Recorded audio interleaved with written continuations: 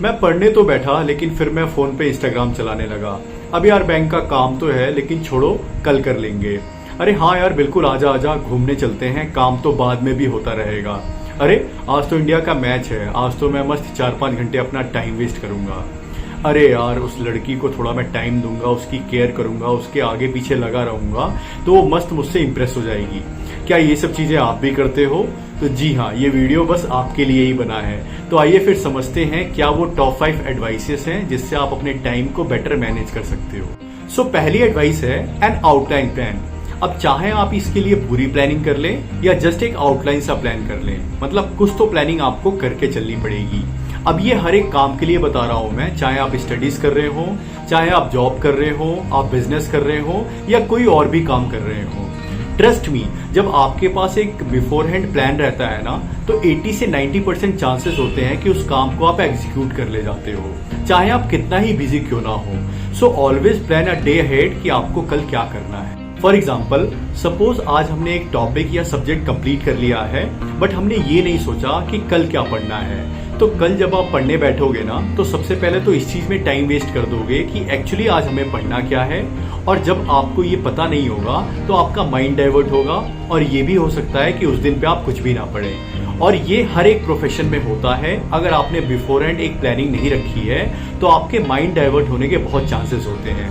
सो always एक rough plan बना के चलो आने वाले दिन के लिए। Now the second key to time management is prioritize your important works. इसको देखिए हम वर्क लाइफ बैलेंस से भी समझ सकते हैं।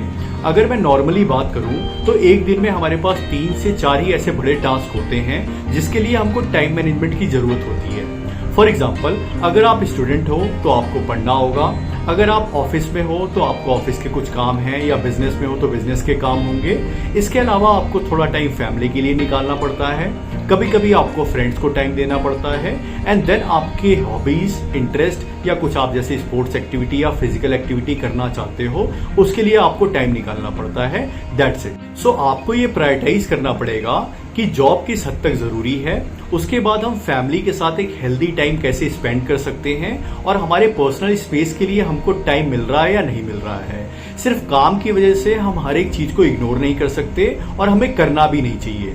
सो अपना माइंडसेट हमेशा क्लियर रखें कि हमको क्या क्या काम करना है एक्सेप्ट माई स्टडीज और job. So always have a separate time for the things you love in life and never ignore them. Third advice is remove distractions. Most of our time is lost in distractions. अब distractions देखिए बहुत type के हो सकते हैं, जैसे आपका mobile phone हो गया, सोशल मीडिया हो गया, अगर आप ऑफिस में हो तो अपने कलीग से फालतू के गॉसिप या डिस्कशन हो गया।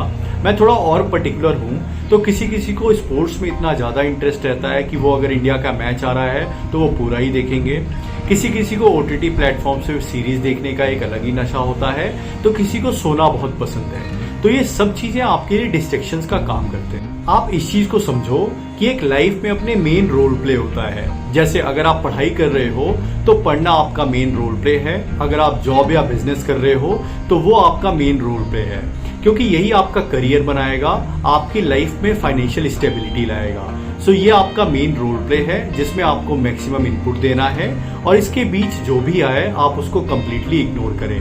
हाँ, एक आप अलग से पर्टिकुलर टाइम बना लें जिसमें आप सोशल मीडिया यूज करें, इंस्टाग्राम, व्हाट्सएप, यूट्यूब, या आप जो भी करना चाहें आप उसमें करें, बट अपने पढ़ाई और जॉब के बीच में इन सब चीजों को मत लाएं, क्योंकि समय कब निकल जाएगा दोस्त पता नहीं चलेगा। Fourth advice is saying no और योर डिटर्मिनेशन। अगर आपको अपने लाइफ में एक्सेल करना है तो आपको नो कहना सीखना पड़ेगा। हर किसी को हेल्प करना, हर किसी को टाइम देना, हर किसी से बात करना या हर किसी को सेटिस्फाई करना बंद करना पड़ेगा। आपको अपने वर्क को लेके डिटर्मिन होना पड़ेगा। आप देख लो, जितने भी सक्सेसफुल लोग हैं उनका एक अलग ही डिटर्मिनेशन रहा है अपने वर्क के लिए, तभी वो सक्सेसफुल हुए हैं। तो जब तक ये आपके अंदर नहीं रहेगा आप इजीली ही किसी के भी बातों में आ जाओगे और आप ये रियलाइज नहीं कर पाओगे कि आपने अपना कितना टाइम वेस्ट कर दिया है। लोगों का नेचर होता है काम पढ़ने पे याद करने का और आपको यूज करने का, बट ये आपको डिसाइड करना पड़ेगा कि कब रियली किसी को हेल्प की जरूरत है और कब आपको अपने ऊपर लिमिटेशंस लगाने हैं एंड नो कहना है।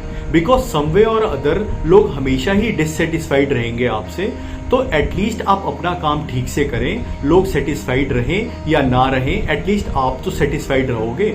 बट इसका मतलब ये भी नहीं है कि रियली किसी को हेल्प की जरूरत है और आप वहां भी मना कर दे रहे हैं। Fifth advice is avoid multitasking.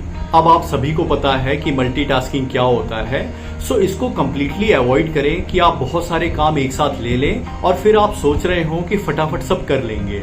तो आपको भी पता है कि स्मार्ट और ओवर स्मार्ट होने में थोड़ा ही फर्क होता है। फॉर एग्जाम्पल, हो सकता है कि आपको बैंक अकाउंट पासबुक प्रिंट करानी हो सकता है आपको पिज्जा भी लेना हो और एटीएम से कैश भी निकालना हो। अब आप चला देते हैं अपना दिमाग कि लाओ बैंक में पासबुक दे दूंगा, जब तक वो प्रिंट होगी तब तक मैं पिज्जा ले लूंगा और वापस आते टाइम कैश निकाल लूंगा। तो ऐसा ही आप करते हो, बैंक में दे देते हो पासबुक, आप चले जाते हो पिज्जा लेने और जब पिज्जा लेके वापस आते हो तो आप सोचते हो कि कैश निकाल लेते हैं। जब आप एटीएम पहुंचते हो तो उसमें कैश नहीं है, आप दूसरे एटीएम जाते हो, वहां से कैश निकालते हो। देन आप पहुंचते हो बैंक, वहां पता चलता है कि लो वो भूल ही गया आपकी पासबुक प्रिंट करना, अब तो गई भैंस आपकी पानी में। ये बस छोटा सा एग्जांपल लिया था मैंने। अब इसमें देखिए पिज्जा भी ठंडा हो गया, एटीएम से कैश भी नहीं निकला और बैंक से पासबुक भी प्रिंट नहीं हुई। शायद ये काम अलग अलग किए जाते तो ये टाइम से हो जाते और सही होते। इसलिए आप मल्टीटास्किंग को कंप्लीटली अवॉइड करिए। जब आप पढ़ रहे हो तो सिर्फ आप पढ़िए, उसमें बीच बीच में आप चैट मत करने लगिए, आप मैच का स्कोर मत चेक करने लगिए, आप बार बार सोशल मीडिया मत यूज करिए।